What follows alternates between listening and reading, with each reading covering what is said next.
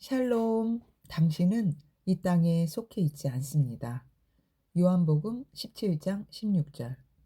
복음의 신종 제5장 치유와 건강은 나의 것입니다. 신성한 건강은 우리의 생득권이다.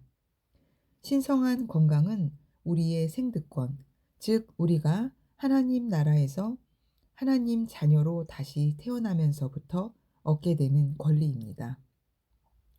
부잣집의 자손이 태어나면서 많은 혜택과 권리를 가지듯이 우리가 하나님의 자녀로서 얻게 되는 권리 중에 신성한 건강도 포함되어 있는 것입니다. 이사야 53장 5절.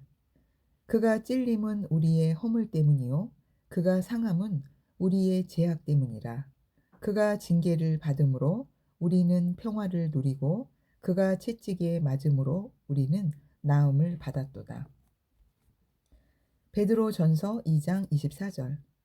친히 나무에 달려 그 몸으로 우리 죄를 담당하셨으니 이는 우리로 죄에 대하여 죽고 의에 대하여 살게 하려 하심이라.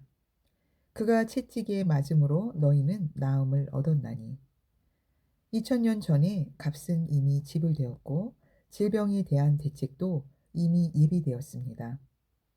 이 문제를 해결하기 위해서 우리가 무엇을 더 잘해야 하거나 더 노력할 것은 없습니다.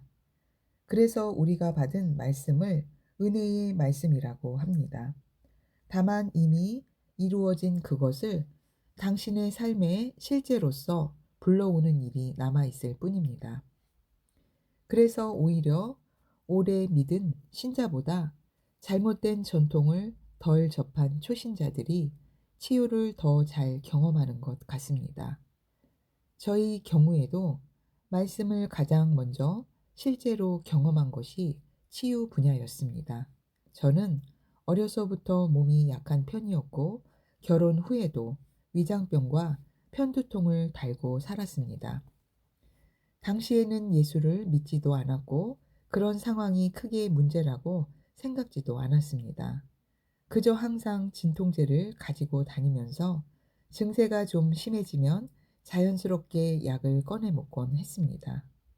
그러다가 예수를 영접한 지 몇 달 되지 않아 케네스 이 핵임 목사님의 믿는 자의 권세를 읽게 되었고 두 가지를 깨달았습니다. 첫 번째는 값은 이미 지불되었다는 것이었습니다. 위의 말씀처럼 예수님께서 이미 모든 값을 치르셨으므로 나는 더 이상 아플 필요가 없다는 것을 알게 된 것입니다. 예수님께서 2000년 전에 이루신 구원을 지금 믿고 받아들이면 그 순간 구원을 받은 것과 같이 마찬가지로 예수님께서 채찍에 맞으심으로 내가 나았다는 사실을 믿고 받아들인다면 그 순간 치유를 얻게 될 것이라는 믿음이 생겼습니다. 두 번째, 증상이 떠나서 믿는 것이 아니라 믿기 때문에 증상이 떠난다는 것이었습니다.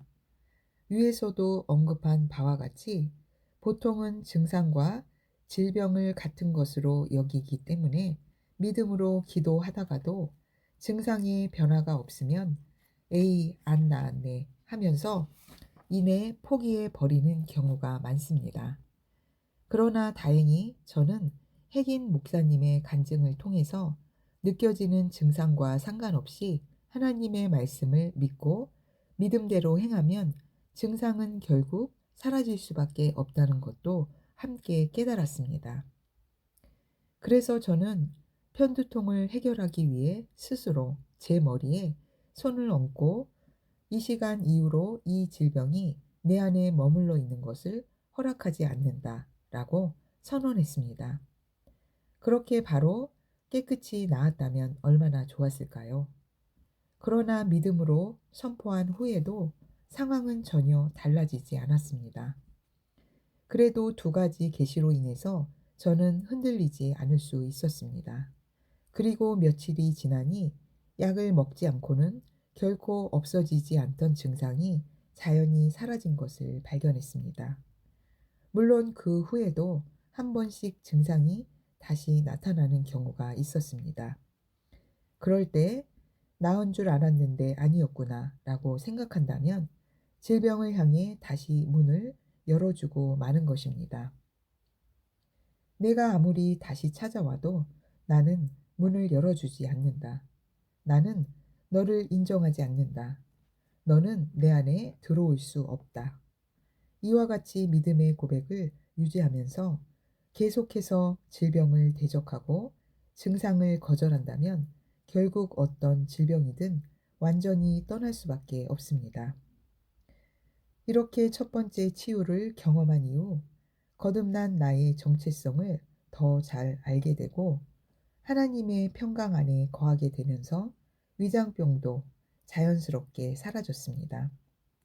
이후에도 감기와 같은 일상적인 질병은 거의 걸리지 않게 되었고 가끔 증상이 찾아오더라도 믿음으로 대적하고 승리하여 이제는 신성한 건강을 누리며 살고 있습니다. 치유와 신성한 건강은 거듭난 우리의 생득권입니다. 그러나 그것이 삶의 저절로 나타나는 것은 아닙니다. 먼저 이 사실을 알아야 하고 또 그 지식을 가지고 믿음을 발휘해야 합니다. 그리고 한 번에 모든 질병을 다룰 수 있는 것도 아닙니다. 하나님께서 보시기에는 암이나 감기나 다 마찬가지지만 우리가 그에 대해 발휘할 수 있는 믿음의 수준은 분명 다르기 때문입니다. 그러나 우리의 믿음의 싸움은 이길지 질지 알 수 없는 도박이 아니라 반드시 이길 수밖에 없는 경기입니다. 하나님께서는 우리가 불확실한 승리를 얻기 위해 애쓰고 노력하게 하지 않으시고 확증된 승리를 주시고 다만 그것을 취하기만 하면 되도록 만드셨습니다.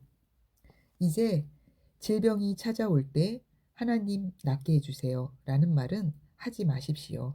그렇다고 나는 안 아프다, 콧물이 흐르지 않는다 라고 무작정 부인하거나 떠나갈지어다 라고 입으로만 공허하게 외치는 것도 효력을 내기 어렵습니다. 말씀을 붙잡고 내 안에 있는 치유의 기름 부음을 인식하여 풀어내십시오. 방언으로 기도함으로 성령의 능력을 일으키고 믿음을 합하여 선포하십시오. 보이는 것은 나타난 것으로 말미암아 된 것이 아니니라. 히브리서 11장 3절. 그렇게 말씀의 진리가 눈에 보이는 사실을 압도할 때 초자연적인 치유의 기름 부음이 세상의 현상보다 우세해질 때 참으로 질병이 떠나가고 당신은 치유와 건강이라는 생득권을 실제로 누리게 될 것입니다. 신성한 건강이 가장 좋은 것이다. 우리가 영적으로 어릴 때에는 질병이 찾아오면 쫓고 회복되는 경험을 많이 하게 됩니다. 그러나 사실 치유보다 더 좋은 것은 신성한 건강입니다. 아팠다가 낫는 것도 감사하지만 우리를 향한 하나님의 온전한 계획은 아예 질병과 상관없이 항상 신성한 건강을 누리는 것이며 영적으로 성장하면 성장할수록 그러한 삶이 우리에게 실제가 됩니다. 요한 3서 1장 2절. 사랑하는 자여 무엇보다도 내 혼이 잘된 같이 내가 번성하고 강건하기를 바라노라. 대부분의 한글 성경에서는 위 구절을 사랑하는 자여 내 영혼이 잘됨 같이 라고 번역하고 있습니다. 그래서 많은 분들이 이를 우리 영이 먼저 잘 되어야 한다는 의미로 이해하는 경우가 많습니다. 그러나 킹 제임스 성경에서는 정확하게 혼이 잘된 같이 라고 적습니다. 하나님의 본성으로 거듭난 우리의 영은 이미 온전해졌습니다. 문제는 우리의 변화되지 않는 혼입니다. 그러므로 혼이 잘 되어서 하나님의 말씀을 따라 제대로 기능한다면 말씀에서 말하는 부요와 건강을 충분히 누리게 될 것입니다. 결국 삶의 모든 것이 우리의 혼이 얼마나 말씀과 일치하느냐에 달려 있다는 것입니다. 복음의 신조 제5장 치유와 건강은 나의 것입니다에서 신성한 건강은 우리의 생득권이다. 신성한 건강이 가장 좋은 것이다에 대해 알아보았습니다. 할렐루야! 나는 하나님 아들의 왕국에 속해 있고 그 안에 살고 있기 때문에 삶 가운데 항상 승리합니다. 예수님의 이름으로 축복합니다. 아멘.